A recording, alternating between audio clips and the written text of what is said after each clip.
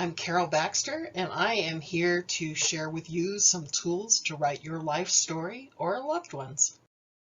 Since 2008, I have been helping people write their life stories and then create it as a book that they can share with their loved ones. Are you interested? Let's begin. What's involved in writing a life story or a memoir for someone else? You need a desire to do it. Only you can tell your story exactly as you wish. As George Carlin said, you've got to wanna. You need a vision. Who is your audience and what do you want to say to them? You need the time to do it. Set aside a consistent schedule to write, or trust me, it just doesn't happen.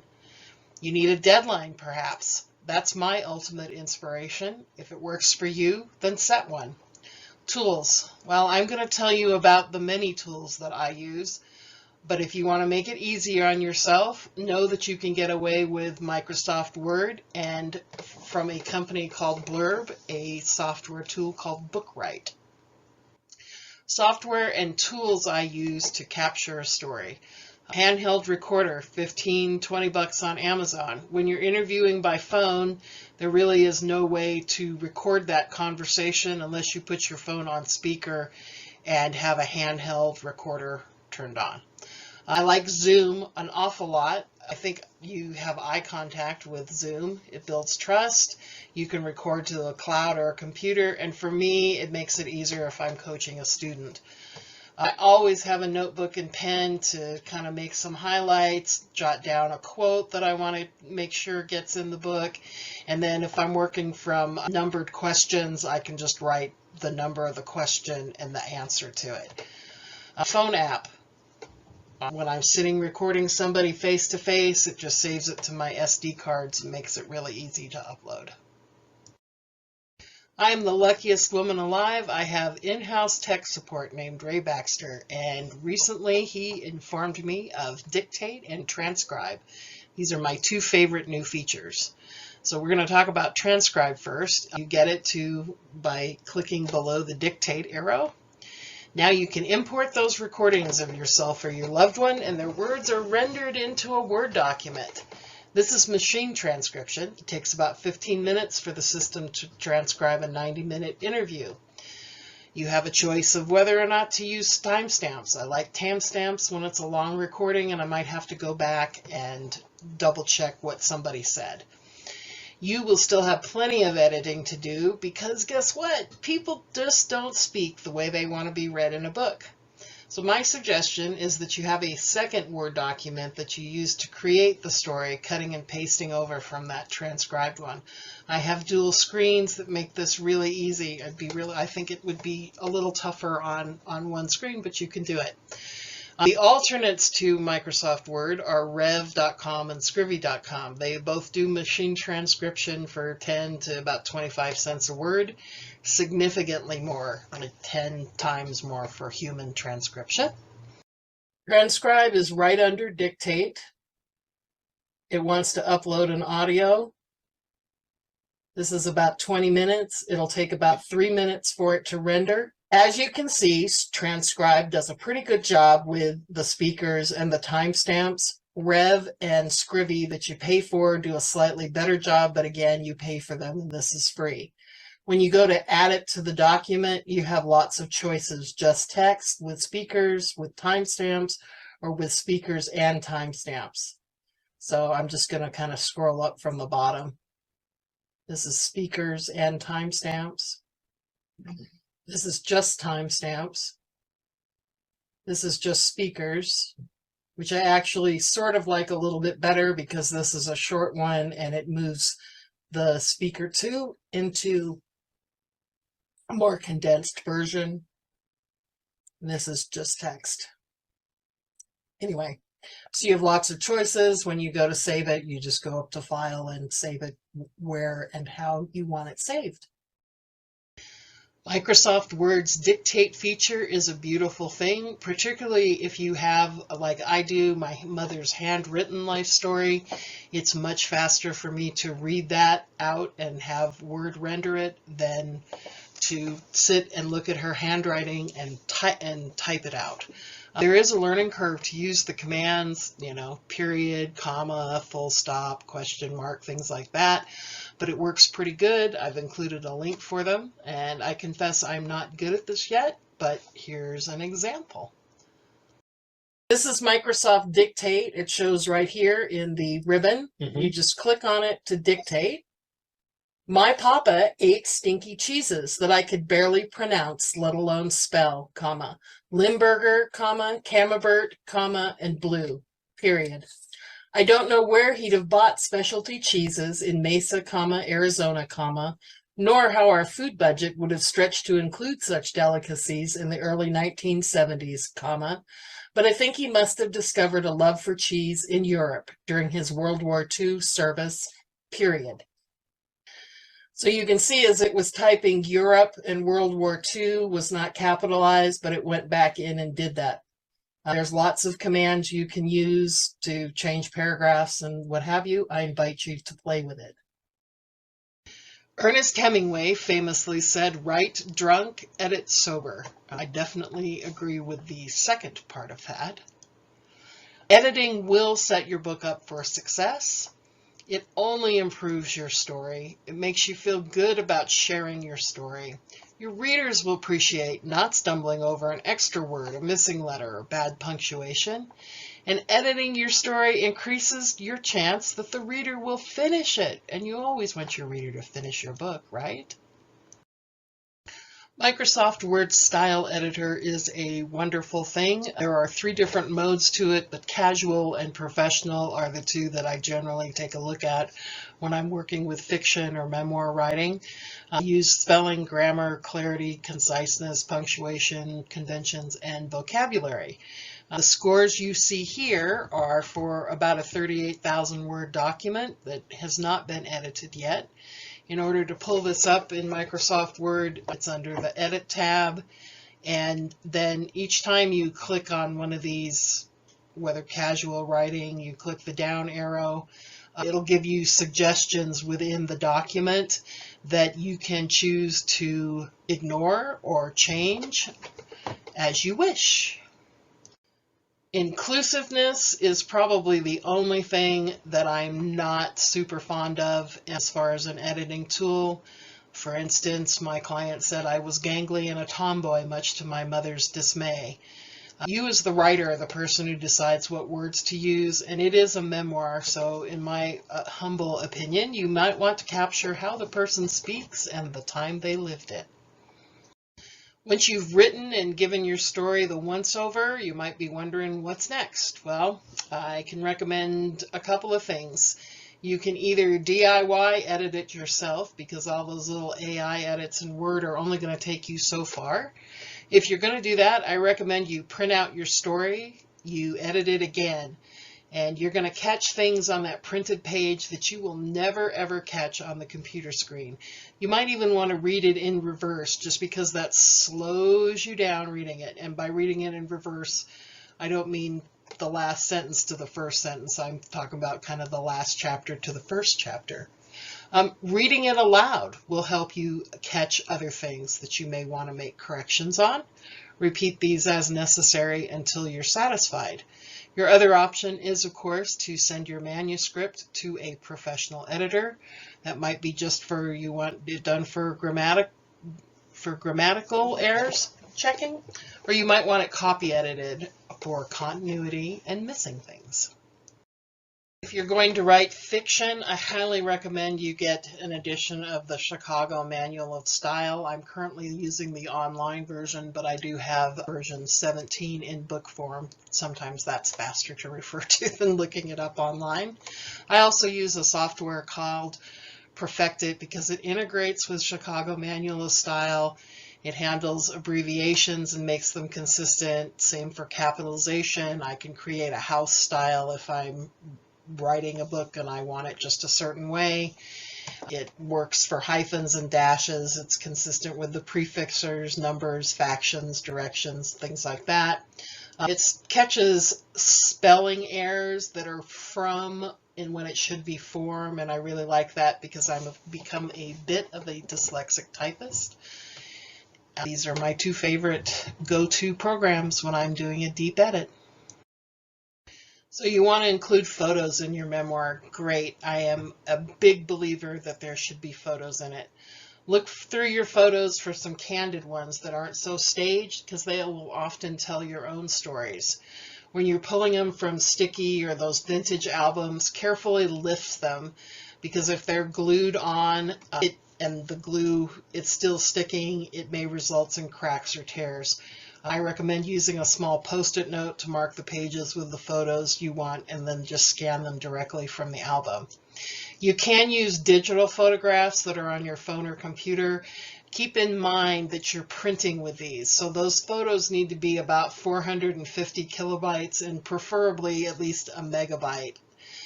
You can use your cell phone, but make sure when you're taking those photos with your cell phone of your albums that you have it set to the highest resolution, because you're going to be printing these. And 77 kilobytes for a printed photo is about the size of your thumb when you go to print it. I use one of two tools for designing and building the book. I either use Adobe InDesign, or I have something called Bookright, which is from a company called Blurb. I've been printing with Blurb since 2008. I find their customer service to be right on. I think their prices are great, and originally when I was using them, they handled text and photos the best. There are other printers out there that will print photo books for you. None of them, in my opinion, handle text as well as Blurb does. When you want a digital version of your memoir too, you need to decide if that means a PDF or an ebook. Those are often used interchangeably, but they are different. A PDF is a printable document, where an ebook is going to have flowable text. So if I'm using my InDesign file for the print book, I can create a PDF from that. If I'm using Bookright, I can create a PDF, but it's going to have a watermark on it. As far as ebooks go, I use a program called Atticus, because I can import my document either from Word or from the Atticus software and then manipulate it into chapters. And they have different templates, and there's about 1,200 unique combinations, so it makes it kind of fun. If you would like some cheat sheets, you can email me, Carol, at talesofalifetime.net. I have a Begin Your Memoir with Me worksheet. There's a family legacy book with emails and instructions. There's a suggested photo list for your memoir. I have bespoke cookbook starting points, and I have a who, what, when, where, why homework assignment if you are so inclined to start writing.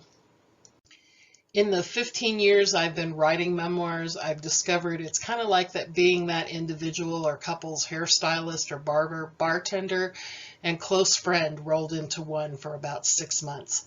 I would be honored to be your avid listener, creative questioner, and your interval partner as we bring your story to the page. I truly appreciate your time and attention today. If you think I can help you, please don't hesitate to reach out. My website is talesofalifetime.net. Thank you.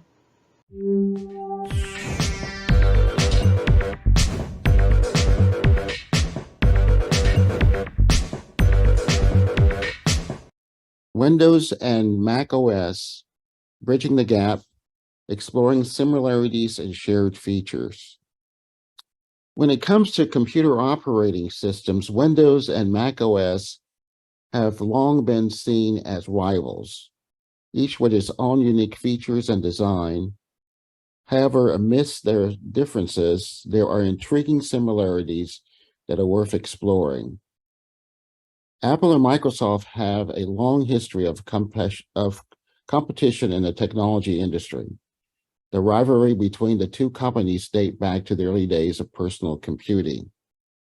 Despite their distinct interfaces and underlying architectures, Windows and Mac OS share common ground in terms of functionality and user experience. In the 1980s, Apple's and Microsoft were competitors in the emerging market for personal computers. Apple's co-founder Steve Jobs and Microsoft's co-founder Bill Gates were both key figures in shaping the industry. At that time, Apple's Macintosh computers were known for their user-friendly interface and innovative design, while Microsoft focused on software development, particularly the MS-DOS operating system.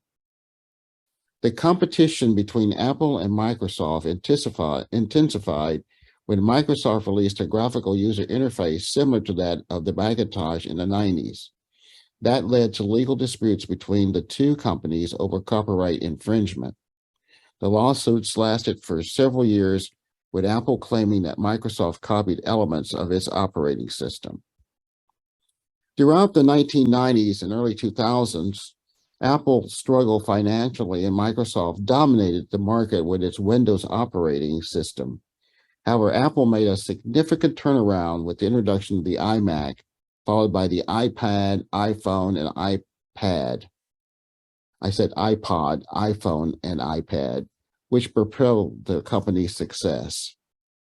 In recent years, Apple and Microsoft have both diversified their products portfolio and expanded into various areas of technology, including smartphones, tablets, and cloud services.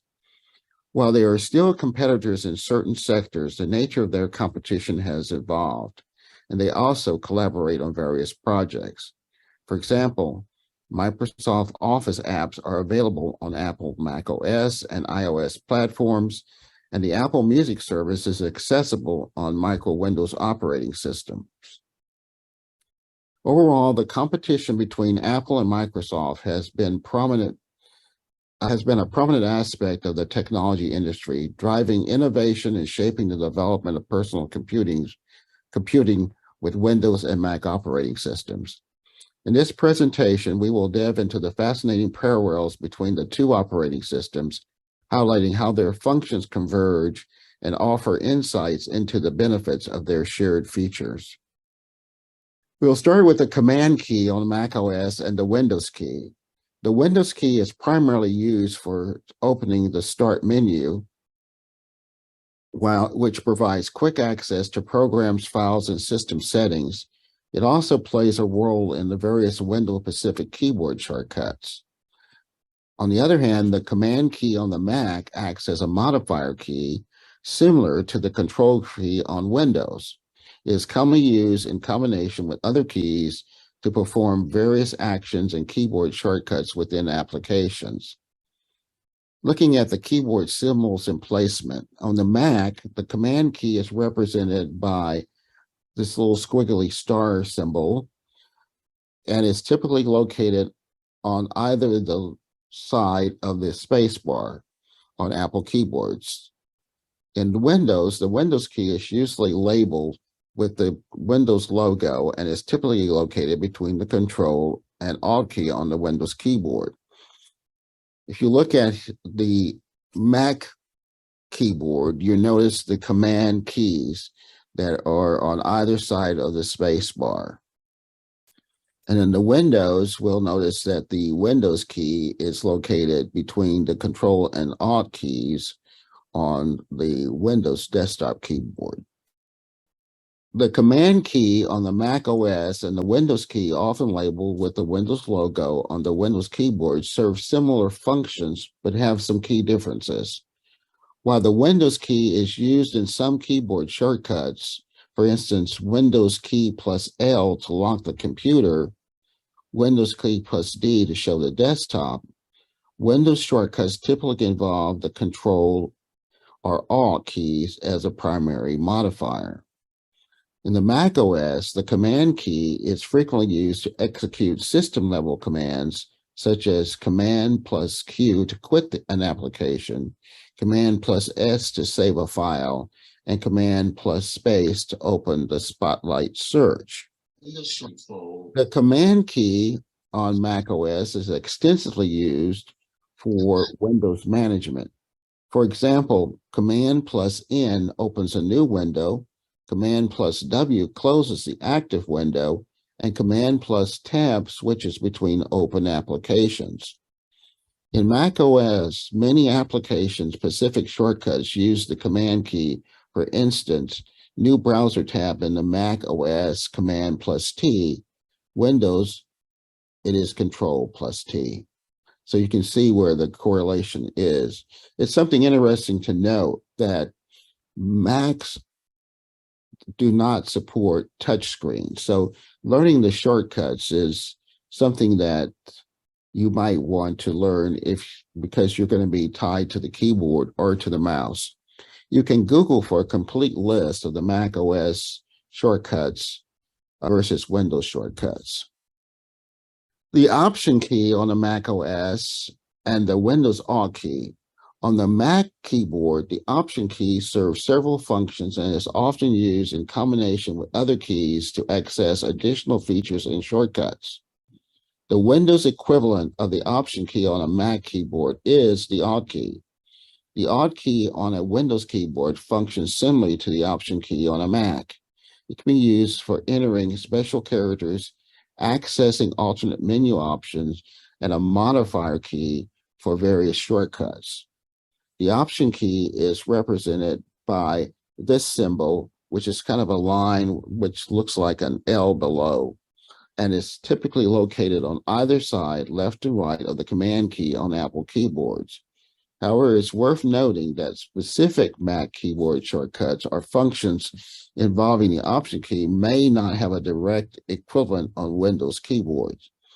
And here is a keyboard that shows the Option keys.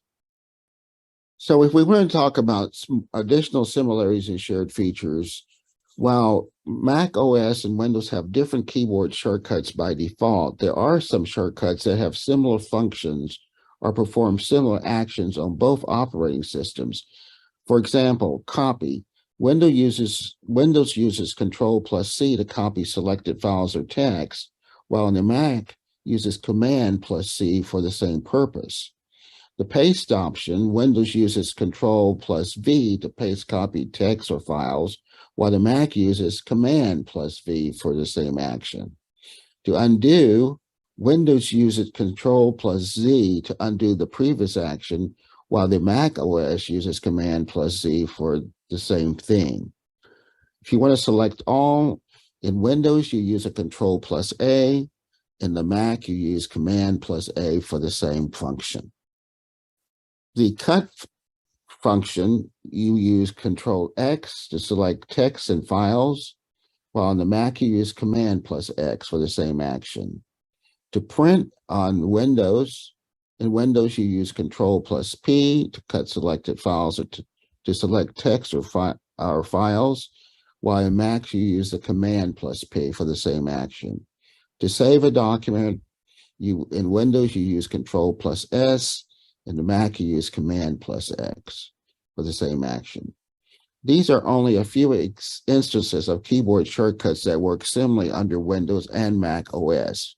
It's important to remember that each operating system has a variety of additional keyboard shortcuts.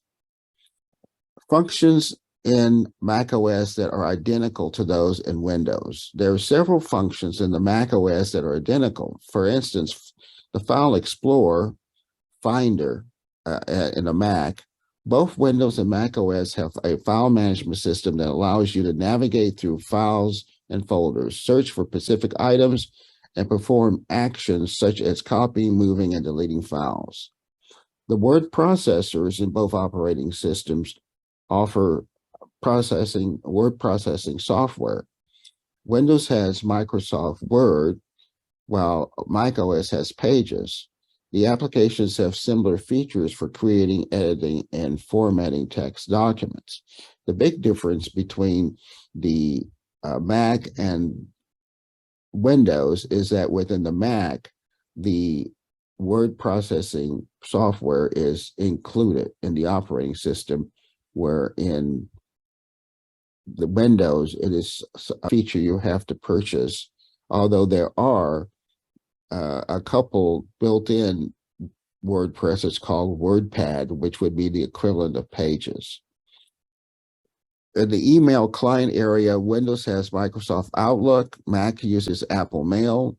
Both applications serve as email clients, allowing users to manage their email accounts and receive messages and organizes their inbox.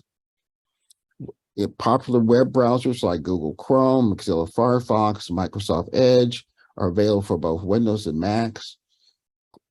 To clear your web browsing history, for instance, the shortcut for Windows is Control plus Shift plus Delete. In Mac, it is Command plus Shift plus Delete. Both systems offer multitasking, allowing users to run multiple applications simultaneously. Users can switch between different applications, arrange windows on the screen, work on multiple tasks at the same time.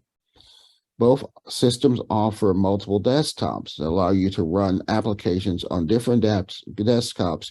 Users can switch between different desktops, arrange windows on the screen, and work on multiple tasks at the same time. There are numerous other applications that are compatible: Google Chrome, Mozilla Firefox, Microsoft Office, Adobe Photoshop, VLC Media Player, Dropbox, Google Drive, OneDrive.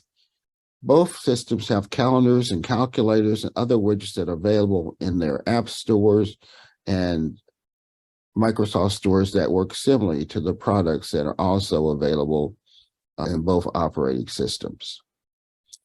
Also, Zoom, a popular team collaborative communication tool, works for both systems. I'm using Zoom here as I give this presentation. Slack is another popular team collaboration, Evernote, and of course, TurboTax. These are just a few cases that numerous other software programs that are cross-platform compatible with both Mac OS and Windows, enabling users to switch between operating systems while utilizing their chosen programs. So the best of both worlds as an alternative, whether you need to run Windows programs that don't have Mac versions, or you're making the switch between PC and a Mac and need to transfer your data or software, there's a software called Parallels Desktop for Macs that allows you to run Windows and Mac OS simultaneously on a Mac. You can run Windows on your Intel or Apple M series. It allows seamless copying and pasting. It is optimized for the latest Windows 11 and Mac OS Ventura operating systems. It is developed and tested across multiple OS in a virtual machine for the Mac. And it includes a toolbox, but over 40 one-touch tools for Mac and the PC. So in conclusion, while Windows and Mac OS may have their unique strengths and fan bases, it's important to realize the commonalities that exist beneath the surface. For the user interface to file management, internet browsing, productivity tools, and accessibility features, these two operating systems share more similarities than meet the eye. Whether you need to run Windows programs that don't have Mac versions, or you're making the switch from PC to Mac, and need to transfer your data or software, you might consider Parallels Desktop for Mac, which allows you to run Windows and Mac OS simultaneously on your Mac. There are some key differences between the Command key on a Mac OS and the Windows key on a Windows keyboard. It's worth noting that some specific Mac keyboard shortcuts or functions involving the Option key may not have a direct equivalence on the Windows keyboard. By understanding and appreciating the common factions of the two operating systems, we can broaden our perspective, make informed choices, and leverage the best of both worlds to enhance our computing experience. Sources for some further reading: Mac World, Mac versus PC. Another article, PC World, Mac OS versus Windows. Which operating system is really better? So thank you. I'm Bill James, Tech for Seniors. Ron Brown with Tech for Senior. Today I'd like to talk about an article that was published recently from the University of Guelph, Canada, in Ontario. The article is titled "No Privacy in the Electronics Repair Business." And this is the article, and it's about a 20-page article. This is the original one. And in summary, it says that you are highly likely to have your personal data copied, which includes your photo directory, and twice as likely if you're female when you take your computer in to be repaired. Now, this is the original 20-page article I downloaded. Most of you will have probably seen similar articles. A number of journalists have taken this article and have extrapolated information from it, and a number of articles have been written about this original study that was produced. Today I want to talk about what I'm going to call the risk factor, because out of the summary of this very lengthy document, it became obvious that when people take their computers in to get them repaired, they don't think about what data they have on their computer, which is a big risk factor and may have significant implications on your interest in having your computer repaired versus purchasing a new one. And at the very end, I'm going to talk about one of the smartphone companies which is going to encrypt your data when you take it in for repair. Now, in this project, they sent a lot of computers out for repair. They sent them to big box stores, medium-sized mom and pop organizations, and smaller ones. So there was a cross-section of computer repair services that they analyzed. Now, the article was clear that they thought that most of the computer repair services they used did not have any privacy policies. This is one of the main conclusions that this study came out with, was there should be privacy policies at all computer repair facilities so you can see what it is when you take your computer in. So there's a lot of controversy over that recommendation. And I'm going to link a YouTube video from a computer repair expert, Louis Rossmann, in the link below. And I would encourage you to watch this video. He's a man that has a large repair company and a big following on YouTube. So he's someone that has a lot of people listening to what he says. And he says one thing. He says a creep is a creep. And he said, when you take your computer into a repair shop, it is not possible to observe everybody that is working on your computer. And by nature of computers, particularly PCs and laptops, they need to have access to your files to be able to sort out the problems. And he said, again, a creep is a creep and you can't stop them. So most people, when they look at computer repairs, they have to figure out whether it's worth repairing the old computer or whether they need to buy a new computer. And what you have to do is factor in what we're going to talk about as a risk factor. Now let me give you 3 examples to demonstrate this. Let's take a fictitious couple, Mary and John. They are both 25 years old. They just have graduated and got their first contract as teachers in a community high school. Scenario number 1, John goes down in the morning to the study, pushes the button on his PC to start it up. He smells a burning smell and the computer dies. Not a good way to start out your morning.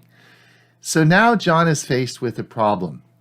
John has to decide whether to repair this machine. It's a 5-year-old computer with Windows 10 on it. He's backed up all his data, so his data is secure, but he has to decide whether to get this thing repaired. In his mind, he thinks, well, maybe it's just the power supply. Maybe there's something simple, but he thinks, well, you know, life being life, it's probably going to cost at least $200 to get it fixed, no matter what. And he was just at Costco the other day, and they had a new PC there for $700, so there's about a $500 difference. What John hasn't done is figured out the risk factor analysis, because he has on his home computer some very intimate videos that he and his wife made 2 or 3 years ago. These are very private, and he certainly would not want them made public. If he takes his computer into the computer repair service, and those got copied and put up on the internet, it could certainly affect both their jobs. Of course, he did nothing wrong, and of course they could sue the computer repair company. But as Louis Rossmann says, once the information is out there on the internet, it's gone. You can't control it. And of course, high school students being what they are, it would certainly be all over and very embarrassing. This would be a very bad situation, and he would have to add that risk factor analysis in there to make that decision. And in that decision-making process, is it worth that $500 for that risk factor? Let's take scenario number 2. John and Mary, same, 25 years old, first contract as a teacher at a high school, and they have a baby. And this is 1 year down the road, and they have a whole bunch of baby pictures, as most parents do. Lots of baby pictures. And in those pictures, they have first diaper change, first bathing, all sorts of cute pictures that, of course, parents love to take of their new baby. All right, let's look at risk factor analysis. Same problem. John goes down, hits the button. He has to make a decision on whether or not to get his computer repaired or to buy a new one.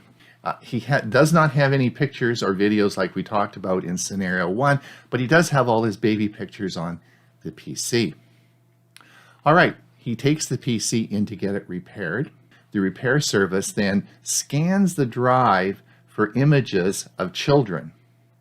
They, of course, find a lot of naked images of babies, and they call the police, and the police come in and confiscate the computer.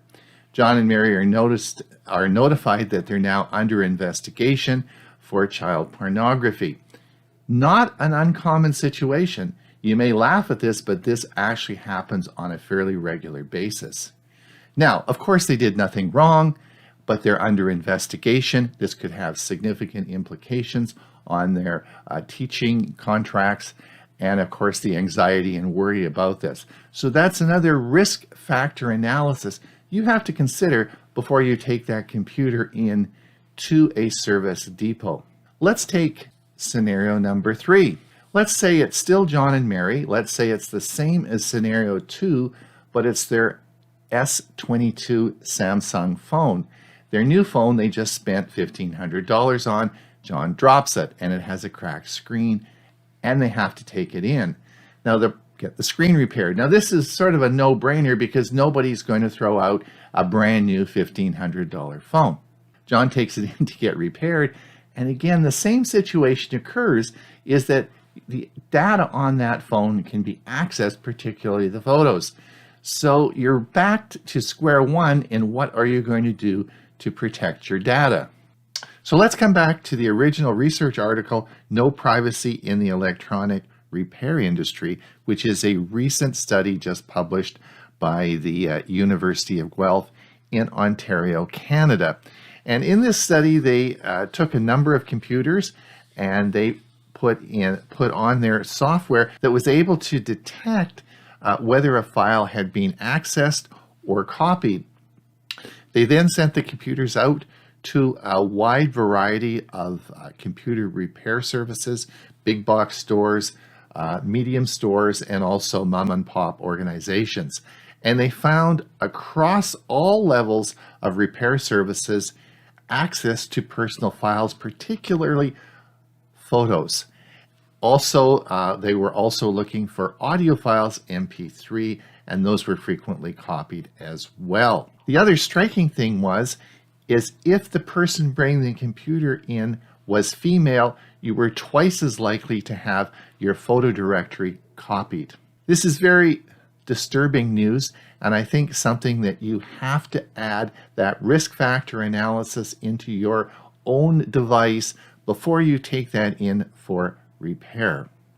Sending your phone for repair can raise inhibitions, and rightly so. Data thefts are common these days. So Samsung wants you to take a sigh of relief and hence has introduced the repair mode, which will restrict access to your data while the phone takes a trip to the repair shop. Samsung's repair mode, when enabled, will block access to important data like your photos, messages, and more when the phone goes for repair. Service providers will only be able to access the default installed apps to perform the necessary repairs. Before sending the phone for a repair, you can turn on the mode in the battery and device care option under the settings to hide data from others. The phone will reboot to place the mode in action. Once the phone is repaired, you can disable the repair mode by simply rebooting the phone and verify via the fingerprint sensor or the set pattern.